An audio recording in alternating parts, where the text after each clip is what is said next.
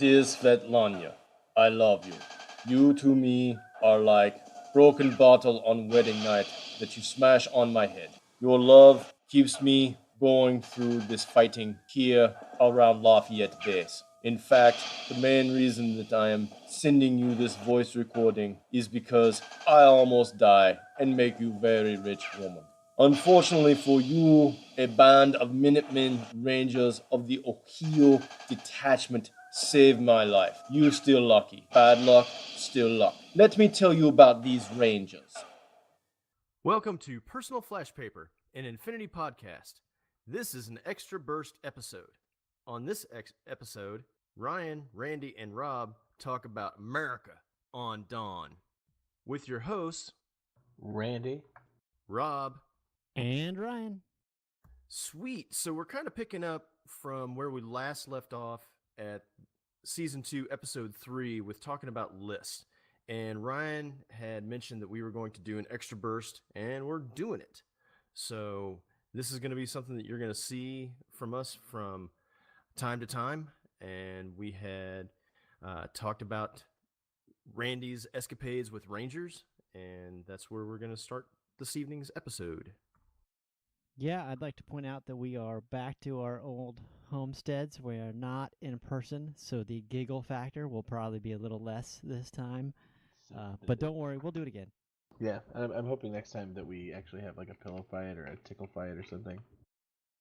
Yeah, I know that the Pants Off Dance Off had gotten quite a few raised eyebrows at this week's Escalation League kickoff. I mean, it really has legs. I mean, rock, paper, scissors be damned. Pants off, dance off. That's the way to go. I think that is how everything should be solved in all gaming now. Pants off, dance off, go. I think we should take it international. I mean, wars can be settled by pants off, dance offs. Although I think the Swedes would totally win. Yeah, they do have that David Bowie intrinsic factor, I think. Yep, it's all the blonde. It is. I think it's all the blonde. All right, so why don't we kind of get into what we want to talk about or what we've been doing? So the idea behind this was the three of us each made our own lists, right? This time focusing on the USARF, or the U.S. Area Ranger Force. This was a force that Randy took to a tournament here locally, and it kind of got the ball rolling. And as Rob and I are trying to motivate Randy more to get some more games in, we decided to work on some lists for the faction that he currently wants to use. Or wait, do you still currently want to use them, Randy, or have you changed again? I don't know. I can confirm nor deny anything at this point. So, Randy, why do you like Rangers to begin with? Well, for me, I was military, I was Army, I was a Ranger, so it's just kind of a fun little thing for me to do and see. So that's one reason. Um, I don't know. And I think it also has to do with I have played a specialized army with the Steel Phalanx for a while now, which really doesn't count for much. A while for me is really a very short time considering how few games I play.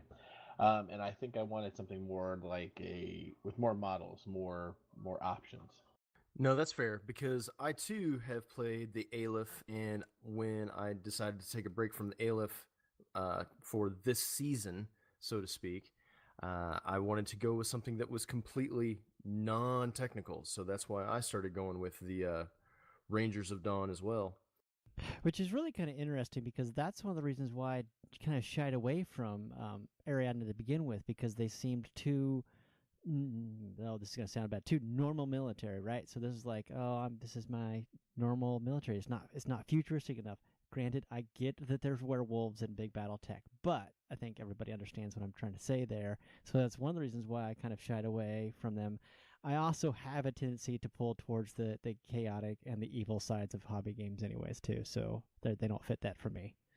And as Randy is writing a paper on clinical psychology, that is probably something that he could delve into. But one of the things... That's another extra burst. There's another extra burst of what is Randy doing while we do these today. I am writing a paper on mental health. So yeah, this is amazing. What are you doing while we're recording, Rob? I posted a picture of it. I'm already 2 beers in, and we're not even in, 3 minutes of the episode? I hate your guts right now. I have clinicals at 6 a.m. rounds in a adolescent mental health facility tomorrow. Ugh. Ugh.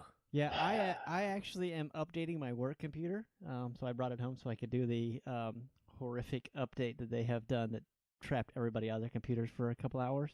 But I am also posted a picture following on Rob's. So if you're on the Facebook group, Personal Flash Paper, the Facebook page, you can see how Rob and I record. I'm looking at it right now. You'll never see how I record. Never. All right. That gumption is a tasty cider. Oh, God, it is so good. So good. Stupid. All right, should we delve into who wants to do their list first? Well, I was going to segue back into Ryan's mental health. When Ryan first introduced me into the game of Infinity, he was like, just go, take a look. It doesn't cost anything to look at the models. And when I went to our local game store and saw that there was werewolves in space, I was like, what the F? Damn it, Ryan. And then I read the fluff, and the way that the antipodes and the devil dogs are actually created with my background in molecular biology and biochemistry, I was like, oh, a retrovirus. That's pretty fucking cool. Got to bring science into it, Rob. Got to bring science into it. Yeah, the first taste is always free. Yep, that's what typically the pusher says, so... Yep. So, we had the podcast, and we talked about building a force. And so our thought process here was we were going to pick a same faction, and we were all going to build a force that essentially we would either want to play or like to put together to help some new people maybe get some different insights, or people that are in different metas can kind of see how other people are thinking about stuff. Because I know, one for me, when I build a force, sometimes I get stuck. Like I played Toha for the last year, and there were a few go-tos. When I played military order before that, there were a few go-tos. And so sometimes it's trying to break that thinking and seeing how other people use models that helps open up a whole lot of different avenues that you just hadn't thought about. And so I think the idea here was that's going to help other people see how we have done things, and we're going to come at it from a different perspective. No, that's a good point, because when Randy and I did our initial phone call conversation where he was wanting to know about just normal force composition, his mindset of how he wants to do things and my mindset of how I do things, two totally different things. So Ryan, Right. I think you're 100% on point with saying that, the idea behind this extra burst is to help that novice player, that beginning player, think through and figure out what it is they want to do and how they want to do it with the tools in this list. Yep, I think that's totally the case. It's just these are the tools we have. This is how I see them. This is how Rob sees them. This is how Randy sees them, and this is how we put them together. And we'll talk a little bit about our thought process. So, Rob, you've been playing US Ariadna. Randy's played them a couple times. Why don't we take a little musical break and talk about that, and we can bring it back and then dive right into it. All right, let's take a short interlude and then come right back.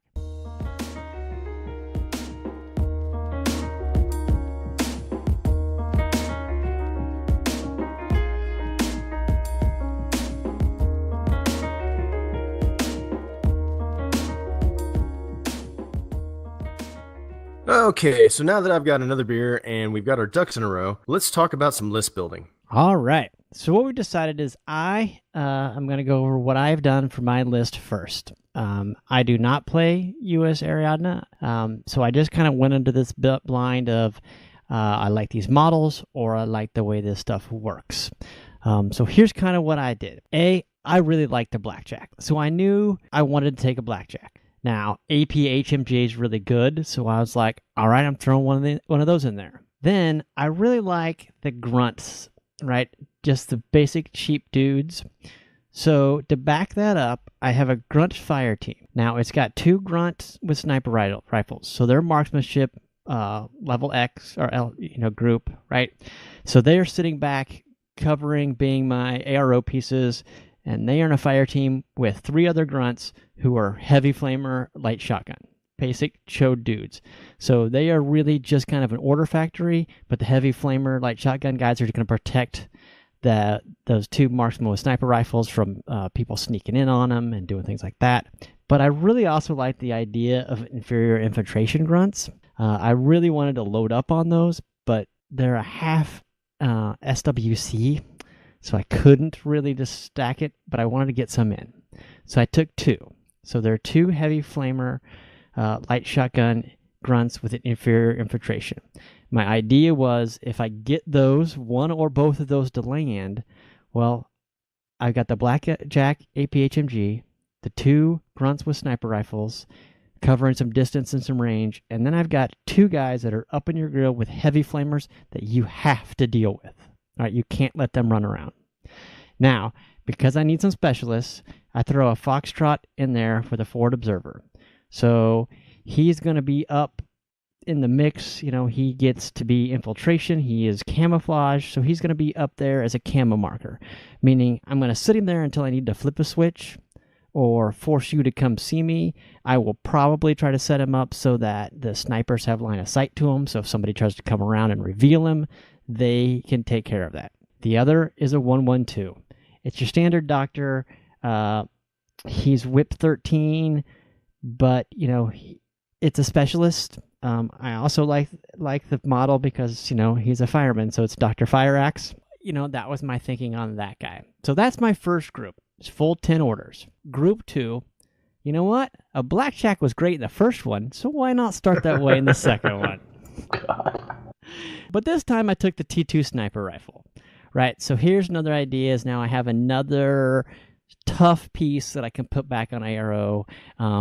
I have the first order group that has 10 orders, so if I need to dump all 10 orders into that Blackjack APHMG to go up and do some work, I can do that, and I still have the second order group with a second Blackjack.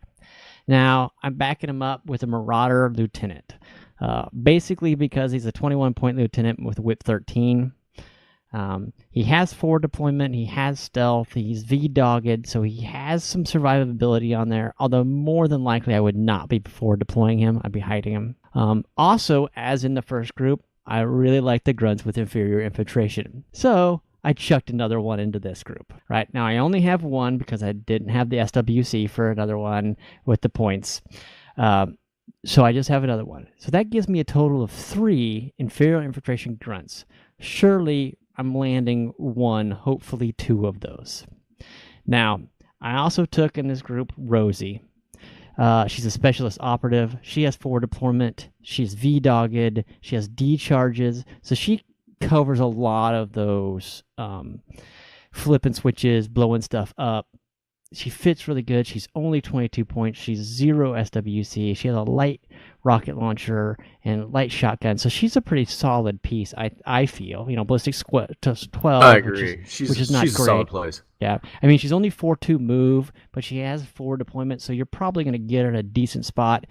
And you're not going to really be moving her around until turn 2 or turn 3 anyways. Now, again, like in the first list, Foxtrot Ranger, Forward Observer in the second list. So this gives me, now, if everything goes great, right, I have 3 grunts with inferior infiltration right outside your deployment zone. I have 2 camo markers midfield, and I have Rosie who's up a little bit. And if that's not it, don't forget, there's a T2 sniper rifle blackjack, an APHMG blackjack, and 2 snipers in the grunt team sitting back there, right? So I've got some really decent long range. So if you want to dig some of those pieces out, come up and get them, you've got to come through some fire lanes, hopefully. Now, that's the base of my list. But as it is, US Ariadne, you have to throw in Van Zandt. You don't have to, but I really did for my idea of this list. It's got a lot of stuff that's way up in your face. You're going to have to deal with. You're not going to be able to set up and wait for Van Zandt to come in. Think about it. If all of this stuff goes well, if I get all 3 of those inferior infiltration grunts to go off, you're going to have to be moving yourself around to take care of them, or you're going to be eating a heavy flamer.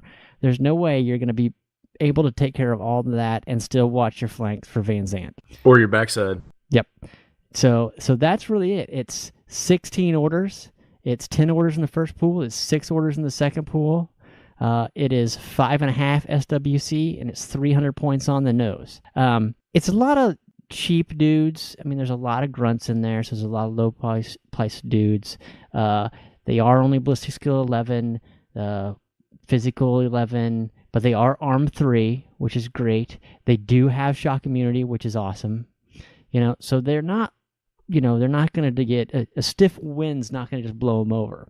So I think that's really, what makes them pretty strong. I mean, the grunts with the sniper rifles have marksmanship level X, so they don't care about ranges. Nope. So that's really kind of the thought on that. I mean, it's got 4 specialists, the doctor, 2 forward observers, and then Rosie, who's a specialist with D charges. So the only thing I'm missing is engineer, which it's not uncommon for me not to take an engineer in a list. So I'm not too worried about that. I've got the D charges, which is the one that engineers are really used for. It doesn't have a hacker, but it's Ariadna, so duh. And it's got 2 blackjacks, which again, like I said, I really like the idea. The models are pretty cool. It's got 3 infiltrating grunts, which I really like the idea. Originally, I just loaded up on grunts, but I found I've got nothing that can do any damage because the grunts are a half SWC. Yeah, that really does eat up your SWC. It does, and you don't think about it until you're like, oh, wait a minute, I don't have anything that A, can reach out and touch you. If I fail all of these infiltration rolls, then I'm going to be in a world of hurt really quick. Yeah, because you don't have anything that can slow that down, and then your Van Zant plan just kind of fizzles out. Yep, it's like I said, even if you don't land any of those grunts, if you don't land any 3 of them, you still got 2 blackjacks that can reach out and touch people. No, that's very, very true, because T2 sniper rifle is no joke. That is true. All right, so that's kind of mine. It's not super fancy. It's got some tricks. It is not unbeatable. I mean, like I said, I don't have a lot of specialists. I do like the forward observer foxtrots because they're infiltrating camo markers and they start up the field. So if you need to flip a button, you can put them right outside the button cover with your sniper or the blackjacks and, clear that out and let him run up and flip that switch. Even if he dies afterwards, it's about achieving the mission, not surviving. Yeah. All right, Rob, why don't you talk about what you were doing? Okay, so I've been running Ariadna for this year, and I too, like Randy, served in the U.S. military, and I am a big fan of the Minuteman. And the reason I'm a big fan of the Minuteman is because of the Air Force first enlisted stripe that you get looks like that symbol. So I tend to just gravitate towards that. Even though Marauders have a forward deployment, for whatever reason, I like the Minuteman, and they seem to work for me. So in my list, I've got a first combat group of 9 orders, which I'll talk about in a little bit, but it's a 5-man link team of Minutemen, 2 forward observers, 2 AP HMGs, and a missile launcher, because it's a 5-man link team, and that's really a good way to reach out and touch somebody. In this combat group, I've got Van Zant with an AP rifle. I'm not a big fan of the executive order because Van Zant's going to die. A Blackjack T2 sniper rifle, and Rosie because she can get some work done, like Ryan was talking about. Light rocket launcher, light shotgun, D charges. She's also got forward deployment, so she can really get up there. And then the last part of that order group is an airborne ranger. My second group is a grunt with inferior infiltration. What did you have on that airborne ranger? He's a forward observer. I was going to go through the list and then talk about specialists. Okay, go ahead. I was just curious. Okay, no, that's fair. And then in my second combat group, I've got 1 grunt inferior infiltration for the same reason that Ryan talked about. If I stick that landing, you're going to have to deal with him because otherwise you're going to be taking either a heavy flamethrower or a light shotgun to the face. And then a dozer with the D charges and a 112. And typically what I do is with my first combat group only being 9 orders, that's kind of a psychological thing because when you hand your courtesy list to someone, it shows only 7 models. And so they're thinking, okay, there's going to be a bunch of airborne rangers and things like that. So they're setting up their defense for those airborne rangers or Van Zant to come through, which gives my Minutemen link team more fire lanes and a better opportunity to take out those pieces that I can get as they present themselves. And then with my dozer and 112, if I need to later on in the game, because I've lost pieces, I can move combat groups and then shrink that grunt inferior infiltration just down to his own order. So that's my list. I think that with the 5-man link team, I've got all the range bands covered because I've got 2 forward observers with a rifle and 2 light flamethrowers, which covers my short band. And then I've got the AP HMG and missile launcher for those longer range bands. Because they're a 5-man link team and a link team in general, I can be order efficient with them and get them out and flip switches as need be. And then the Blackjack T2 sniper rifle as an ARO piece is just, to me, it can get some work done. Okay, let me ask you a question. So in that 5-man link team, you got 2 forward observers, so they're specialists, 2 AP HMGs, and a missile launcher.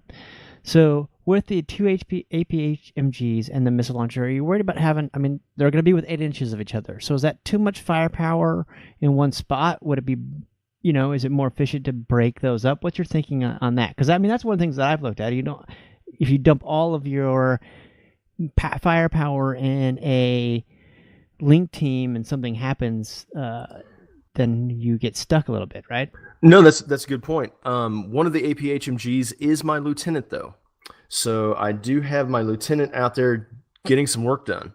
I also think that a lot of people bank on the Van Zant having the executive order, which I don't, but sometimes you got to risk it to make the biscuit. Is that like you're saying now? You got to risk it for the biscuit? It's a saying. I don't know if I would claim it as mine, but sometimes you want that biscuit. Yes, it's his saying. He says it a lot. I do not say it a lot. All right, I figured. But I'm going to start now. I'll be like, Rob, Rob, are you going to try that food? And he'd be like, I don't know. You got to risk it for the biscuit. I'm like, Rob, it's seriously, just eat. Rob, it's pizza. You've had it before. Just eat the damn pizza. Perfect. All right. Well, see, I think it's kind of funny. So we've already seen 2 different lists, right? So mine's a lot more orders shoved in there, a little bit more gamey, right? Because I've got a couple infiltrating camo markers. I've got 3 inferior infiltration guys, and yours is a little more of a standard setup back in your deployment zone with just a few extra pieces sticking out. Yeah, I don't like my stuff hanging out in the wind that much. Oh yeah, you gotta like the breeze, man. Just let it flap around. Just let it fly. Let the breeze happen. Just let it fly, man. All right, that's pretty good. So Randy, why don't you walk us through where you're at? Okay, so wow. So you guys are the smart ones. I'm a little nuts. Mine's 299 points with an SWC of 4. My group 1 is I have 5 grunts, 2 HMGs, and a light grenade launcher, and I use this as my castling force. I just castle up with it and just a ton of firepower out of this thing. This is at least the theory behind it. I also have 2 airborne rangers, one with a submachine gun, one with a boarding shotgun. Those will come in where I need them to. If somebody decides to leave a flank open or gets a little bit too crazy. So it's kind of standard, and this is where everything on my list goes a little haywire. I have 1 Desperado in this group one, and I have 2 Foxtrots. The Desperado is I probably have to reorganize how these go, but it's just sitting there as a spot filler. And I'm using the 2 Foxtrots as just better troops because I still needed something that could hit. They only have rifles on them, but they have camouflage infiltration, so they're going to be kind of up. What I'm trying to do with this list is manipulate where you put your stuff, how aggressive you really want to get with me. Because in my second group, I have 2 Devil Dogs, 2 more Desperados, and 3 Grunts. And that's it. That's the list. So you really have a lot of impetuous orders and a lot of smoke chuckers. So basically, I'm just going to what the idea is. I'm going to place the Foxtrots up in infiltration. Okay.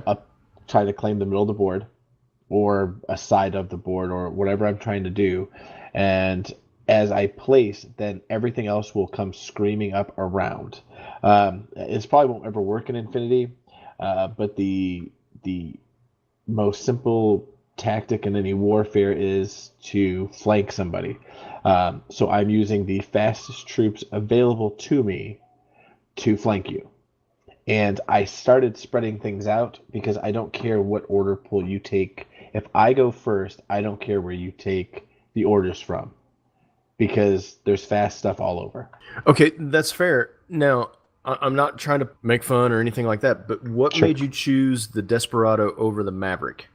Because I could throw 3 Desperados down and I would only have gotten 1 Maverick and 1 Desperado. Okay, so it was clearly just a points issue. Yep. Okay, that's fair. I made the list. I made the list a couple times with the Maverick, like with trying to fit 2 Mavericks in, and then I was like, you know what, screw it. I'm just going to do Desperados because they're 11 points, and I have one that's 13 points.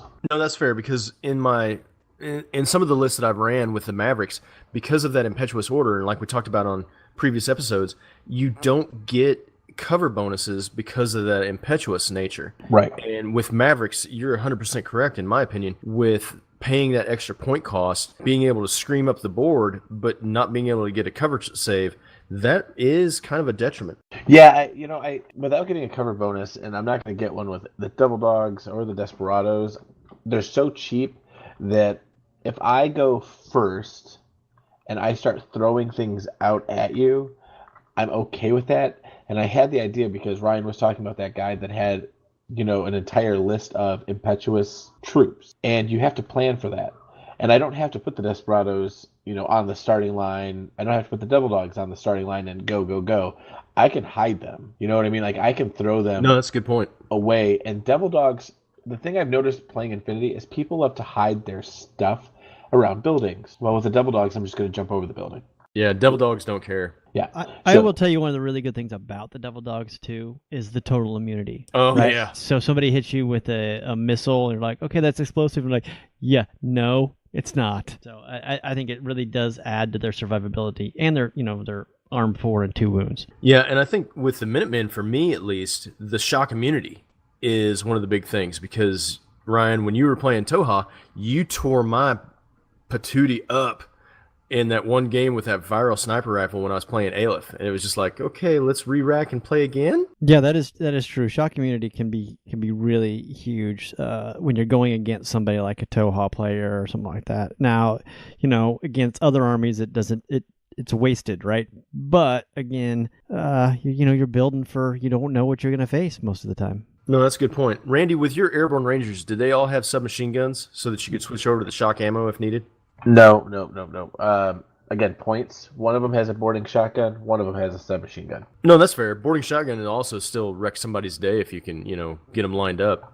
Yeah, and the whole point of this list is going to be to get as close to you as possible with as many shots because the ballistic skill of everything in this list is just trash. Yeah, that's true. Okay, so I think everybody's heard the 3 different lists, right?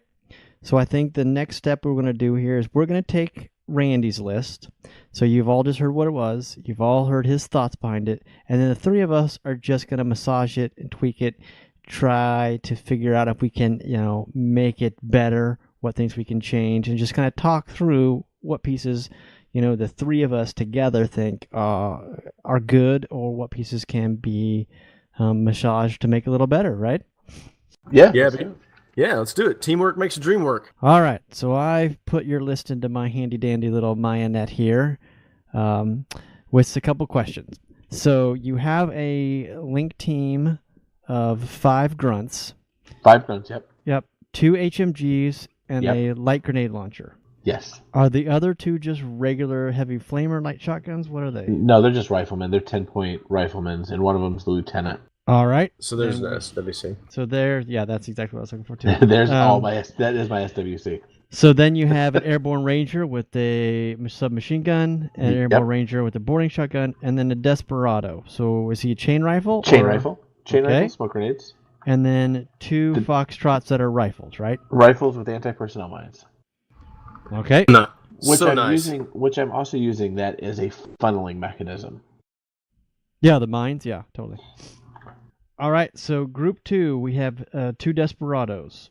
We have 2 desperados. They're both chain rifle smoke grenades. One's the 13-point variety. The other one's the 11-point variety. So one's got the assault pistol. Yeah, the 2 Yep. assault pistols. Yeah. Yep. All right, and then 2 devil dogs. Is that right? 2 devil dogs. One's they're both heavy shotgun smoke grenades plus 1 canine antipod. Yeah. Okay, and then we have 3 grunts, right? We have 3 3 grunts, 2 are riflemen, and one of them is a paramedic. All right. Okay, that makes my points look right. $2.99. All right, so let's see what we can work on here. All right, I like the devil dogs. I do too. What about dropping the heavy shotgun for a chain rifle? Since they do have a lower ballistic skill. And that's 10. that's where I was going too.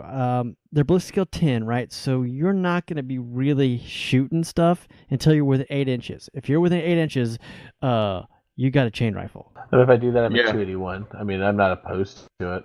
Basically, I was actually just trying to fill points.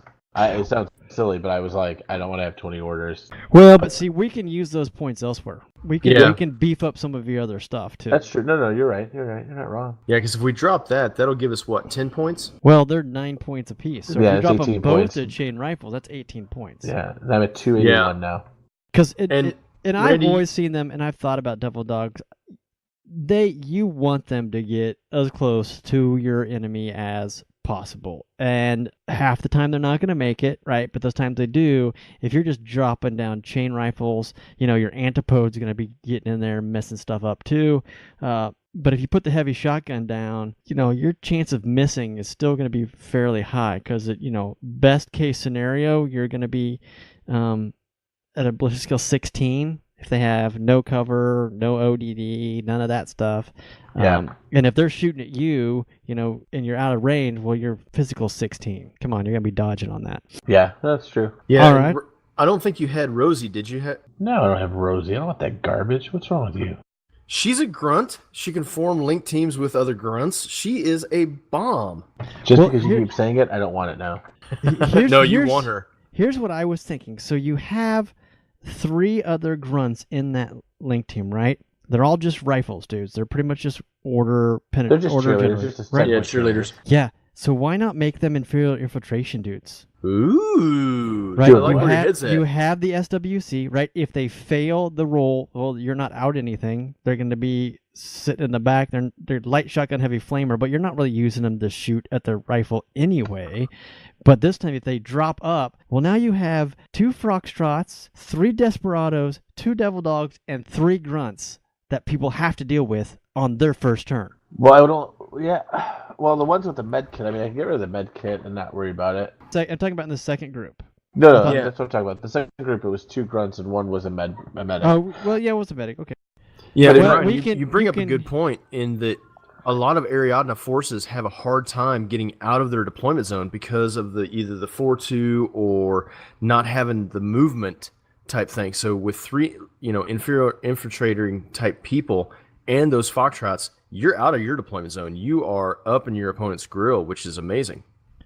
Yep. So Randy, that medic, let's go back to that for a minute. Are you using him to actually heal, or are you using him as a specialist? I was using him as specialist, but I have another idea. You guys Okay. gave me an idea, and I'm Okay. doing So it now. all right. So walk with me here. So go back to group 1. You have a grunt with a rifle in that first link team, right? So Not you ma- anymore. Oh, yeah. So no, you the make first link team, yeah. first make link. So you make him a paramedic, right? Yeah, You sure. drop down to your 2 Foxtrots with rifles, and you make them forward observers, right? So you Okay. now have, because they're armed the exact same as the rifle dudes, right? So they still got your anti-personnel mines, they still got the rifle, they still got the pistol and the knife, but they are now a specialist. You're talking and about my they're- Foxtrots? Yes, your Foxtrots in group 1. Yeah, I see him. I'm actually trying to fit in a 3rd Foxtrot. Yeah, because I still have, according to mine, I've got 14 points that we can still play with. Yeah, I'm at 20 points right now. Since you guys started talking and making points, I've been moving things around, trying to give myself some more stuff. Okay, so there we go. All right, so now what I have, 1, 2, 3, 4, 5. Oh, that's what I want to do. Oh, crap. Oh, there it is. Okay. I changed one of the Airborne Ranger with the shotgun to a submachine gun guy, which gave me more points. So now I have 3 Foxtrots. One's a forward observer. Actually, yeah, I'll make 2 forward observers because I have the points. Bam! I'm at 299 again. I have 3 Foxtrots, 2 forward observers, and 1 non. And basically now I'm infiltrating with 6 guys. 3 with regular infiltration, 3 with inferior infiltration. All right. So do you have all 3 foxtrots in the same order pool? No, I have 2 in one in another. Okay. So which ones are the forward observers? There's a forward observer in the group 1 and a forward observer in group 2. Okay, good. That's what I was gonna recommend. Yeah. So I have Yeah. that. So in group 1, I have 9 regular orders, 1 impetuous and 1 extremely impetuous. In group 2, I have 4 regular orders, 4 impetuous, and 4 extremely impetuous orders. Okay. All right. So I think we like those pieces. So let's talk about the Desperados a little bit. Sure. To see what we think how they would function, or what would be the best use of those. So they are irregular and very impetuous. They are. You have 3 of them, They are. right? 1 in combat group 1 with a chain rifle, 2 in combat group 2, 1 chain rifle, 1 with a double assault pistols. Now They've also got grenade launchers. Yeah, light grenade launchers. They're smoke grenade launchers though. True. Yeah, so they've all got light smoke grenade launchers. They've all got smoke grenades. I mean, those are really the ones you're gonna they're going out there to cover some lanes, make a little havoc, and die. I mean, that's that's what those guys do. Now, I think the part that's really cool about those guys is they have Sixth Sense level 2, right? So even if they're chucking smoke and somebody with MSV2 gets around there and sees through the smoke, right? They're still gonna have reactions. Now, granted, it's not going to all happen the same way, but if you, as an ARO, they chuck smoke, and then they move an MSV2 guy around to shoot through the smoke, they're still going to be acting normal. Yeah. Yes. You're right. What I'm thinking of is basically because the first order doesn't have to necessarily be a move. I could just throw smoke. Well, so keep this in mind. Your first short skill could be throw smoke, right? Right. They're going to then have an ARO. Then your second skill will have to be the move. And Right. that smoke is not covering that move, because remember, they all happen at the same time. Right. Okay. But you could shoot smoke and cover. So shoot smoke across the board or across the lane, move that guy up so that he doesn't get shot, and then move your next one up so that he's got that smoke as cover. Well, you're talking about a 10-point suicide mission. So basically, That's fair. I have a bunch of 11-point. I can throw smoke. You kill it. Okay, great. What I would like to do in a perfect world is use the smoke to shield the devil dogs coming up a side. Exactly what I was thinking. So Yeah, that's a good point. So my desperado shoots smoke over in a corner, and if you're playing me, you're like, why is he doing that? Okay, whatever. I ARO kill the desperado. Next desperado activates. I'm gonna move. You ARO. My arrow is I'm gonna shoot smoke, and I'm gonna shoot smoke in front of the other smoke, and then I'm gonna activate the other desperado, and hopefully by now I'm somewhere behind a screen of smoke. And if you have visors, I mean, it is what it is. If you have visors, and then I will be just running devil dogs up the flank as fast as they can come, while coming on with airborne rangers and infiltrating. And if you have shots, I think if you have shots on the desperados, I'll have shots on you from the foxtrots. So, or from the airborne rangers walking in. Exactly. So, I mean, that's kind of the idea. Yeah, and let's not forget, if you land any of those grunts, I mean, they could walk out and flamethrow, and maybe if they have a MSV2 guy sniper in a sniper position, and you get the grunt land there, walk in there, I mean, he flames that dude, your need for smoke is much more effective if they don't have MSV2. Yeah, that's true as well. All right, so we have one paramedic, right? But typically, they're not going to heal anybody. I mean, paramedics, I think, do more damage than anything else in the game. So you're just using them for the specialist versions, right? So most of these guys, when they die, they're gone. They're going down for dead. But you're at 18 orders, right? And you've got 5 impetuous or very impetuous orders. So you're essentially really at 23 orders. Yes. And I think that is pretty solid there. Yeah, I mean, I'm just going to try to order people to death. If you're making a 10 order list, my whole goal is because I saw that when I played in the little ITS event here, that when I played against specialized lists, a lot of them like to castle, kind of like in a corner so they could protect a lot of stuff. And it allowed me to just pounce all around. And yeah, their guys are going to do what they're going to do, and they're going to just shred through things. But do you have enough orders to do it? that when you move your model out, if I have enough stuff covered, can you really dodge that many shots? No, that's a good point, because that is one of the tactics that I use with my 5-man minimum link team. Is I turtle up, and then I've got that range that you have to come get me out of there, and I'm dug in like a tick on a hound. But you're absolutely right. That if you start picking off those things, or if I lose one of the guys from the 5-man link team, and I'm not as effective, yeah, you've got me. Yep. Rob, your tin cans are acting up a little bit. You were a little spicy Yeah, there. go But big. okay, so here's a thought I had on your order pools here. All right. The thing on order pool 2 is it's 4 regular orders, 4 irregular orders, and 4 impetuous or very impetuous orders. Yeah. Right? What if you move one of the Devil Dog groups into the first order pool and then move, let's just say, one of the Foxtrots into the second order pool? So what I did was I just moved an Airborne Ranger up to Group 2, or down to Group 2, and I moved a Desperado up. So here's my thinking. The Devil Dogs you want to get up and into combat. So you're going to be more wanting to throw orders at them. And then, because not only when you get them up there, you want them to be able to attack. Now, I also thought of something just real quickly, looking at it. So you have 3 Foxtrots, 2 Ford Observer, and 1 rifle. Yeah. Right? We're at 299, so why not just make them all Ford Observers? It's only a point. No, I thought about that too. I mean, at the time when I wasn't doing it, I didn't have the points to spread, but I can now. Yeah, so that gives you 300 points and 5.5 SWC. Yeah. And another button flipper. That's true. So I have 4 total button pushers. And the other thing is I don't run Van Zandt, and like Rob was saying earlier, the amount of points that are going to be off on each one is going to be, a good chunk of points, and there's an Airborne Ranger on each side, so you have to prepare for Van Zandt. I'm hoping people will prepare for Van Zandt. In reality, he's never coming. Yeah, because with your number of Airborne Rangers off board with the cost of Van Zandt by himself, yeah, you've basically balanced that equation. Rob, your tin cans are killing us. I understood what you said, but it was a little spotty there. Yeah, so you dropped. So you moved one of the Airborne Rangers into the second group, right? Yep. And then you moved a Desperado into the first group? Yes. So my first group looks like this: the 5-man grunt team, Airborne Ranger, Devil Dog, Desperado, 1 Foxtrot. Oh, I'm sorry, 2 Foxtrots. I moved 1 on accident. So 2 Foxtrots. So I have 8 regular orders, 2 impetuous, 2 extremely impetuous now. And in group 2, it's 5 regular, 3 impetuous, 3 extremely impetuous. 3 irregular, 3 extremely impetuous. Yeah, that's what I meant. Yeah. That's what I'm sorry. Thanks. Yep. I like that layout a whole lot better because it gives you orders to dump into either Devil Dog, right? So they're going to have essentially group 2, 7 orders, right? There's 7 orders you could have a Devil Dog working, and that's a lot to work with.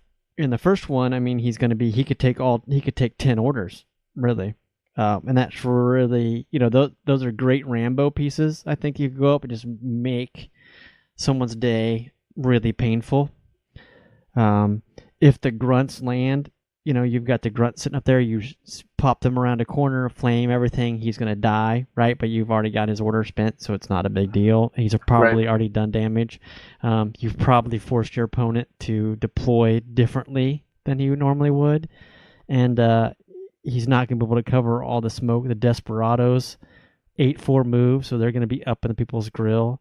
You have 3 Foxtrot specialists who are going to be midfield in Cambo state. And so, I mean, I think you have a lot of cheap, very annoying pieces here, right? If you lose a infiltrating grunt, okay, it's 11 points. It's an order, but it's 11 points, and you have several orders. A Devil Dog, if they are able to take out a Devil Dog relatively quickly, then, I mean, it's armor 4 with 2 wounds and total immunity. So, I mean, they've probably dumped a lot into killing it. And you've also got that antipode that you can run up there that will also soak up some of the damage before your Devil Dog gets into base, or, chain rifle range. Or let's not forget, eat a bunch of mines. He's sending up there to clear the minefields. Yeah. Chew toys. Yeah, you jump them up there and trigger mines, and then you like, all right, well, I'm gonna dodge. It's he's a physical 15. Yeah, and it also has sensors, so anything that you think may be an area where a TO camo hidden deployment would be, you can sniff that out. Yeah, I don't think you can. I don't remember when you hit the sensor R1, the sensor on the other one goes off. They both activate. So I mean, that's nothing to sneeze about. I've never used sensor, and No, I'm laughing because you said nothing to sneeze about, and that's how they, actually sense is because they're sneeze. dogs and Yeah. they sniff. Yeah, but I've never used the skill, and it is something that I definitely want to try to figure out how to capitalize on. Well, there you go. Now maybe this is something we'll have to try out. Most definitely. Yeah, so I mean, I think we've got our. I think we've kind of explained to the listeners our three different takes, what we are trying to accomplish in our three different lists. And we've then taken your list and just, as you, the listener, can do with your local gaming group, or throw it on our Facebook group, start a conversation there. That's another great way. And we can kind of talk through like, hey, what do you think you want to work here? How do you want to work these? Have you thought about putting this piece to take care of this? That conversation is great because we've taken what I thought was a pretty fun list and kind of crazy and actually just tweaked it up so it's probably a little stronger than it was when Randy was originally thinking about it. Yeah, Randy, what do you think about that? Yeah, I think it was. I mean, when you start bouncing ideas off of people, and when they know what you're trying to accomplish, it makes things a lot better. It makes things a lot easier. So, we had talked the last time what we like to do, and so you guys have an understanding of what I'm trying to do. So if you have a list that you're trying to, if you're sitting at home and you're building a list, you're like, God, I wonder what people think of this. You can post it on the Facebook page. You can always email it to Rob, Ryan, or I. We'd love to talk about it, or we'd email you back about it.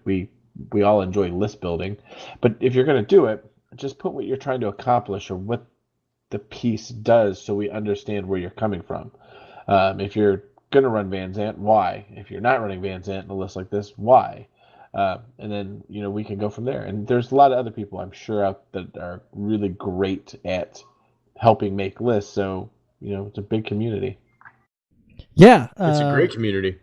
Yeah, I totally think, and so like on Randy's point, like he's saying, is like don't just drop us a list and say, "What do you think of this list?" Drop us a list and tell us, "Hey, this is my idea. I really like Airborne Rangers, so I wanted to take a bunch of Airborne Rangers." Okay, so why are you taking the Airborne Rangers? Because you like the model. Okay, great. That's a good enough reason, right? So then we can kind of start working from there. You're like, "Hey, I don't want to take Devil Dogs because I hate the werewolves."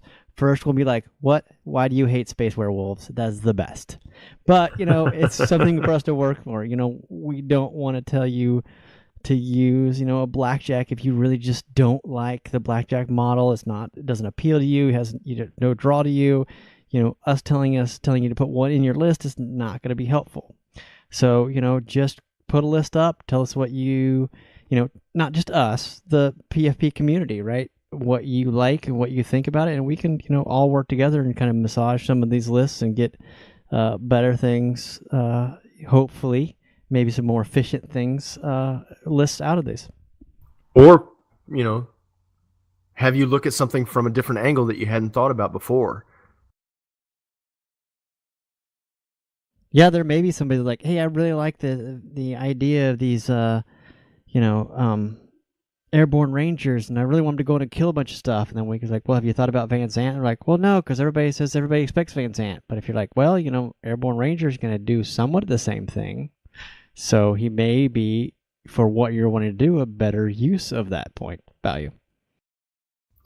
Yeah, and a lot of it also comes down to just playing games, because if you have Airborne Rangers, like in Randy's list that we've just massaged, Airborne Rangers are coming in, it's going all crazy, and then you see in your games that you are playing, ooh, if I would have had Van Zant, I could have walked him in the backfield right here at this point, and it would have been a completely different game. Because while people are still expecting Van Zant, they've got to deal with the immediate threat of the inferior infiltrators and the Airborne Rangers that you're bringing on. So... Yep. So, Randy, okay, we've taken your list. We've tweaked it. We've massaged it. How do you feel about it? How do you feel that you because this was your list built on your. How do you feel? Would you feel like this is a list you want to take? It's a list I would like to try out. It would be like something I'd want to show up and go, I'm proxying the majority of things I don't have and see how it works. And I'd probably play 3 games with it proxied. And then after the 3rd game, I would start tweaking it.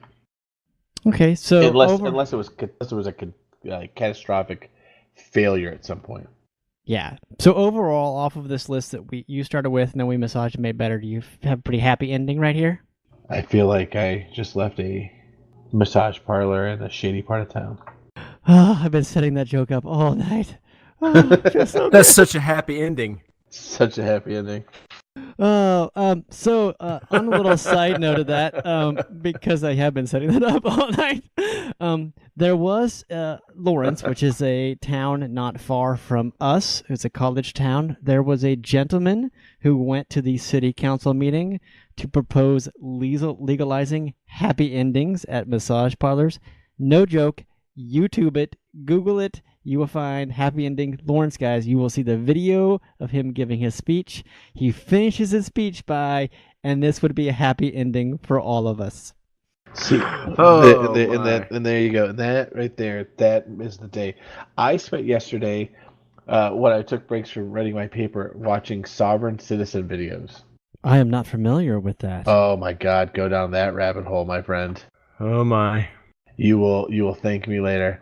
All right, I will have to do that. I watched a video on the 10 most expensive dog breeds today. Yeah, it's stupid how much people will pay for dogs. Stupid. And cats. Yeah, but I didn't watch a cat video, just dogs. Okay, I think this was a pretty good extra burst. I think the idea is we're going to do this again for another army.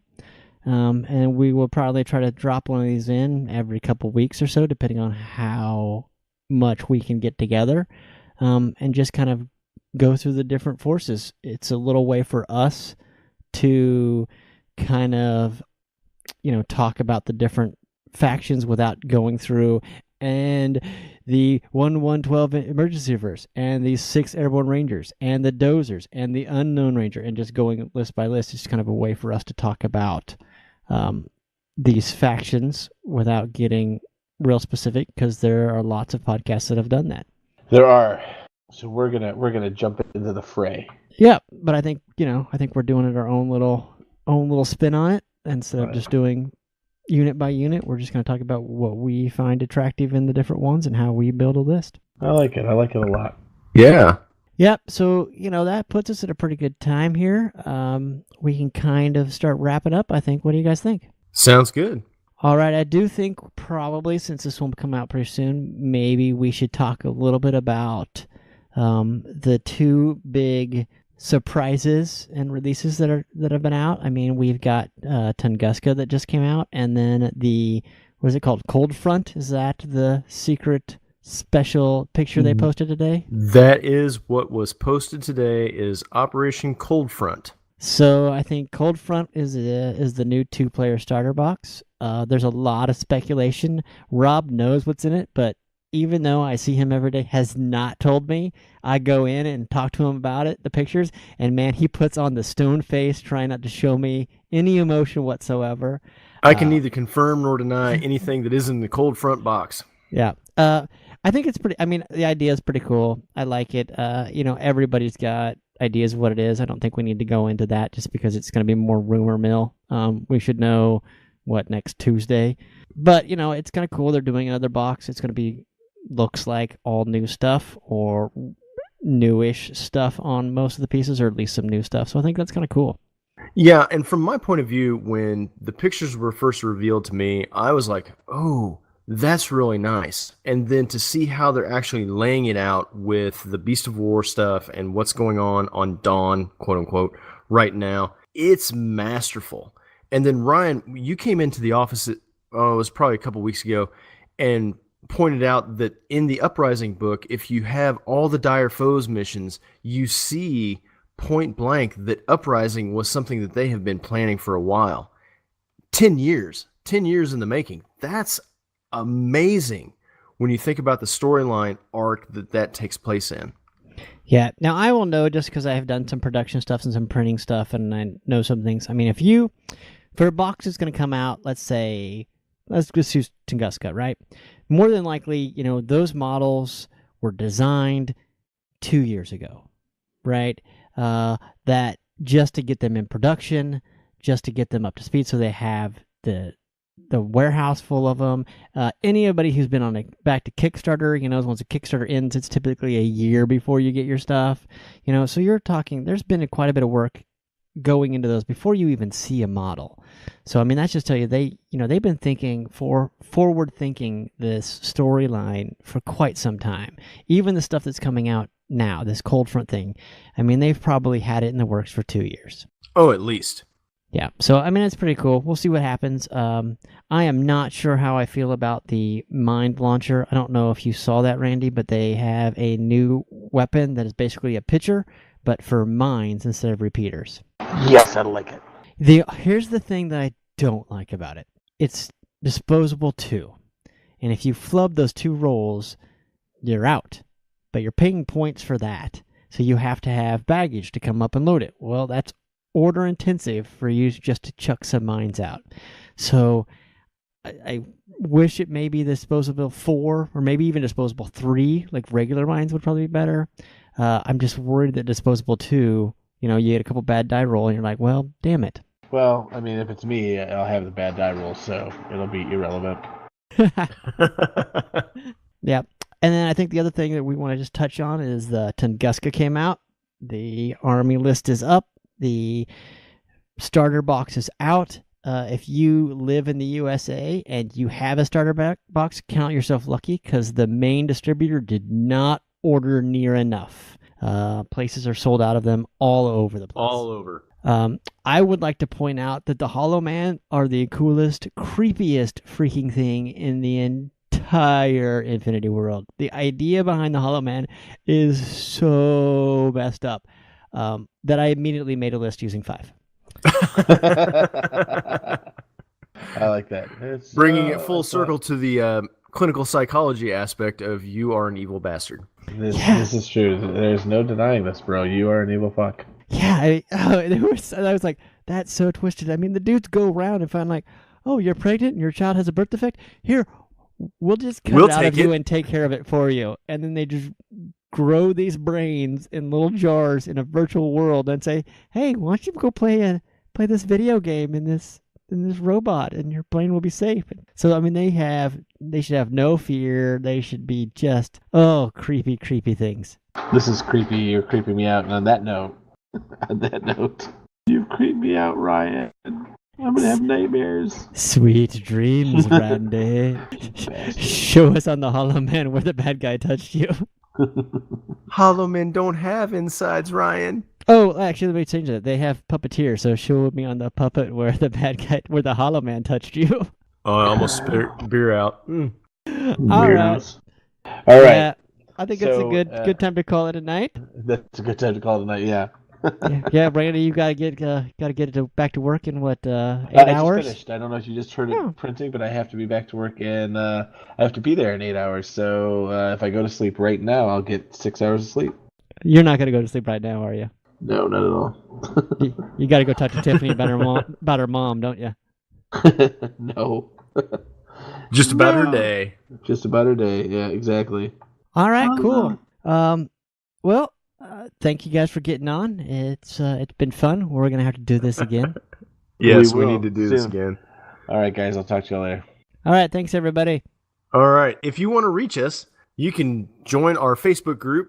If you want to reach out to us on Twitter, it's at Flashpaper News, and our email is personalflashpaperinfinity@gmail.com. Thanks much. Have a good night. And then Sergeant Jones of the Ohio says, "That's not Antipode, that's my wife." Ha ha ha. Svetlana, you would laugh if you had a soul. Well, I am off now, and I love you. Even if you do not love me like I love you. That is what Russian love is in Dawn. Good night. Have nightmares. Your husband, Nikolai. Background music. Audiobringer. Cooling. The use of these human works of music is granted under the current Creative Commons license terms and agreements. from the freemusicarchive.org from the artists as listed. Thank you. Goodbye.